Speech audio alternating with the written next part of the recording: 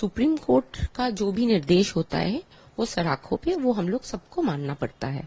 आज का जो हम लोगों का रियलिटी है हम लोगों के देश का, वो देख के एक औरत को मेंटेनेंस देना का जरूरत है।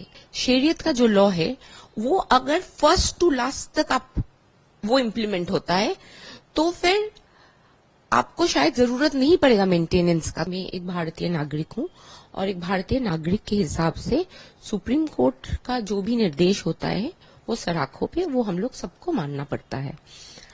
इसके बाद जो चीज आप मुझे पूछ रहे हो, क्योंकि मैं एक भारतीय मुसलमान औरत हूँ तो इसलिए मैं बोलना चाहती हूँ कि हम लोग का जो शरीयत है उसमें बोलते हैं कि एक लड़की को, एक औरत का जब शादी होता है तो देन मोहर, जो हम लोग डाउरी सिस्टम है, जो पन प्रथा है, वो एक्चुअली इस्लाम में है नहीं।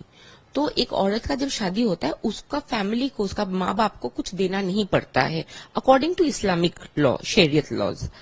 तो और वो जब तलाक होता है तब वो दिन मोहर उसको मिलता है। अगर तलाक नहीं भी होगा उसको सारा जिंदगी में उसका हस्बैंड से वो दिन मोहर उसका हक है, उसको मिलता है। और उसके बाद जो तलाक हो जाने के बाद 3 महीना जो पीरियड है वो 3 महीना उनको मेंटेनेंस मिलता है। उसके बाद the man and the woman both are free, उन लोग दोनों, वो औरत भी फिर से शादी करके संसार कर सकती है। अब इसमें आ गया है कि एक है धर्म, एक है कल्चर। पर हम लोगों का देश का जो कल्चर है, जो हम लोग देखे हैं कि औरत लोगों को एक, हम लोगों में ज्यादातर, अभी आप गांव में देखो कि जितना हम लोग जितना भी प्रगति के रास्ते में जा रहे हैं, फिर भी औरत लोगों का एक इकोनॉमिक डिपेंडेंस उसके हस्बैंड के ऊपर आ ही जाता है। तो इसीलिए जब एक राय होता है तो वो सिर्फ एक रिलीजन बेसिस में नहीं हो सकता है, वो सोसाइटी के बेसिस में होता है कि रियलिटी आज के दिन में क्या है, क्या औरत सक्षम है खुद को चलाने के लिए। हम बंगाल में रहते हैं, बंगाल की औरत है। हम लोगों को यहाँ पे अभी बहुत सारे स्कीम्स आए हैं, जैसे कन्याश्री स्कीम्स, जिसमें 18 साल तक आपको एक औरत को पढ़ाने के लिए फैमिली को पैसा दिया जाता है, उसका एजुकेशन फ्री हो जाता है। उसको फिर गवर्नमेंट से ही 25 साल के बाद 1000 रुपया करके, और अगर आप एससी में हो तो 1200 रुपया, उसको एक फाइनेंशियल एड दिया जाता है। क्योंकि एक औरत के हिसाब से हम सिर्फ यही बोलेंगे कि एक ना एक दिन हम लोगों को, औरत को वहां पहुंच जाना चाहिए कि अगर मेरा तलाक हो गया तो मुझे तकलीफ दिल में हुआ, लेकिन कल से पैसा कहां से आएगा ये नहीं सोचना चाहिए।